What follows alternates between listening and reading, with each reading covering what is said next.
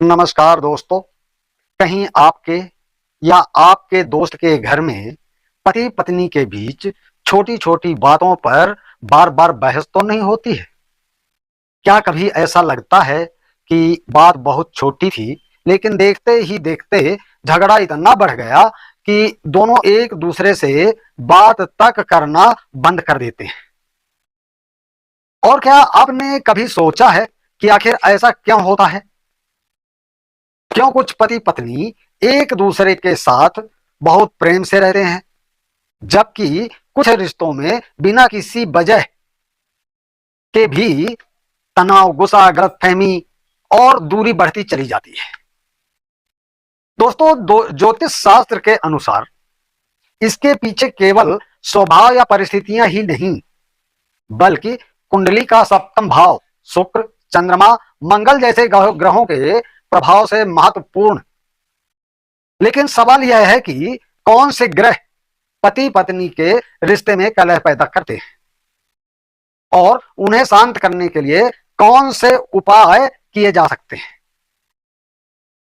आज की इस वीडियो में हम इन्हीं महत्वपूर्ण बातों को समझेंगे। नमस्कार मित्रों, आप देख रहे हैं एपी पांडे की पाठशाला और मैं हूं आपका अपना मित्र एपी पांडे, एस्ट्रोलॉजिस्ट एंड मैथोलॉजिस्ट। कैसे हैं आप सब? आशा करता हूं कि स्वस्थ होंगे, मस्त होंगे और प्रसन्न होंगे, अपने परिवार के साथ खुशी से होंगे। मित्रों, आज का विषय बहुत ही महत्वपूर्ण है, क्योंकि पति पत्नी का रिश्ता केवल दो व्यक्तियों का रिश्ता नहीं होता है, बल्कि एक परिवार को जोड़ने के लिए मुख्य भूमिका निभाया जाता है। पति और पत्नी के, यानी गृहस्थी के गाड़ी के दो पहिए हैं। मित्रों, आपके अनुसार पति पत्नी के बीच छोटी छोटी बातों पर झगड़े का सबसे बड़ा कारण क्या हो सकता है? गुस्सा, गलतफहमी या आपसी दूरी? आप मुझे कमेंट करके जरूर बताइएगा। मित्रों, अगर आपको ज्योतिष, धर्म, अध्यात्म और सनातन पर आधारित ऐसी उपयोगी जानकारी पसंद आती है तो एपी पांडे की पाठशाला को अभी सब्सक्राइब कर लीजिए और वीडियो पसंद आए तो शेयर जरूर कर दीजिएगा। अब दोस्तों, चलिए जानते हैं कि ज्योतिष के अनुसार पति पत्नी के बीच बार बार विवाद होने के पीछे कौन से ग्रह और कौन से भाव जिम्मेदार माने जाते हैं। मित्रों, वैदिक ज्योतिष में विवाह और दाम्पत्य जीवन के सप्तम भाव में, यानी सप्तम भाव बहुत ही महत्वपूर्ण माना जाता है। सप्तम भाव केवल विवाह का संकेत नहीं देता, बल्कि जीवन साथी, वैवाहिक संबंध और पति पत्नी के बीच तालमेल को भी दर्शाता है। यदि कुंडली का सप्तम भाव पीड़ित हो या उस पर अशुभ ग्रहों का प्रभाव हो तो दाम्पत्य जीवन में तनाव और भेदभाव बढ़ सकते हैं। विशेष रूप से मंगल, शनि, राहु, केतु या सूर्य का सप्तम भाव पर अशुभ प्रभाव हो तो ज्योतिष मान्यताओं के अनुसार पति पत्नी के बीच गुस्सा, अहंकार, गलतफहमी या दूरी जैसी परिस्थितियां बन सकती हैं। इसके अलावा शुक्र और चंद्रमा भी बहुत महत्वपूर्ण है। शुक्र को प्रेम यानी आकर्षण और दाम्पत्य सुख का कारक माना जाता है, जबकि चंद्रमा मन और भावनाओं से जुड़ा माना जाता है। यदि शुक्र कमजोर हो तो रिश्ते प्रेम, आकर्षक की कमी महसूस करने लगते हैं।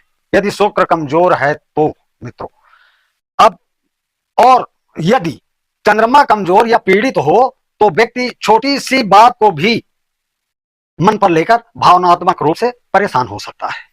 इसी तरह कुंडली में मंगल का अत्यधिक प्रभाव स्वभाव में क्रोध, जल्दबाजी, जिद और टकराव बढ़ाने वाला माना जाता है। यही कारण है कि कभी कभी पति पत्नी एक दूसरे से प्रेम तो बहुत करते हैं, लेकिन गुस्से के कारण छोटी सी बात पर बड़ा विवाद बना देते हैं। लेकिन अब एक बात जरूर समझिए मित्रों, हर पति पत्नी के झगड़े को केवल ग्रहों के कारण मान लेना उचित नहीं है। कई बार झगड़े का कारण आपसी संवाद की कमी, आर्थिक तनाव, परिवार का हस्तक्षेप, गलतफहमी या एक दूसरे को पर्याप्त समय न देना, यह भी हो सकता है। इसलिए ज्योतिष उपायों के साथ आपसी समझ, सम्मान और शांति से बातचीत बहुत जरूरी है। अब मैं आपको कुछ ऐसे सरल ज्योतिषीय उपाय बताने जा रहा हूं जिन्हें धार्मिक आस्था और ज्योतिष मान्यताओं के अनुसार किया जाता है। पहला है भगवान शिव और माता पार्वती की पूजा। मित्रों, पति पत्नी के रिश्ते में प्रेम और सामंजस्य है, ये संभव हो तो पति पत्नी के बीच में ये ऐसी बातें नहीं होना चाहिए, लेकिन सामंजस्य के लिए शिव पार्वती की पूजा को विशेष माना जाता है। संभव हो तो पति पत्नी दोनों साथ बैठकर भगवान शिव और माता पार्वती की पूजा करें।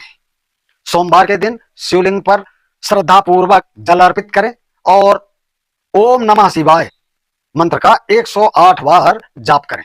इसका उद्देश्य मन को शांत करना और दाम्पत्य जीवन में सकारात्मक भाव बढ़ाना है। नंबर 2 है शुक्रवार को शुक्र ग्रह से संबंधित उपाय करना चाहिए। शुक्र को दाम्पत्य सुख का कारक माना गया है, यानी शुक्र ही परिवार को सुखी यानी पति पत्नी के प्रेम का कारक माना गया है। शुक्रवार के दिन माता लक्ष्मी की पूजा करें, सफेद मिठाई का भोग लगाएं और संभव हो तो पति पत्नी साथ बैठकर प्रसाद ग्रहण करें। यह उपाय श्रद्धा के साथ करें और साथ ही अपने जीवन साथी के प्रति सम्मान और प्रेम बनाए रखने का प्रयास करें। अब नंबर 3 है दोस्तों चंद्रमा को शांत करने का उपाय। यदि छोटी छोटी बातों पर मन अशांत रहता है और भावनाएं जल्दी भड़क जाती हैं तो सोमवार के दिन भगवान शिव की पूजा करना लाभकारी माना जाता है।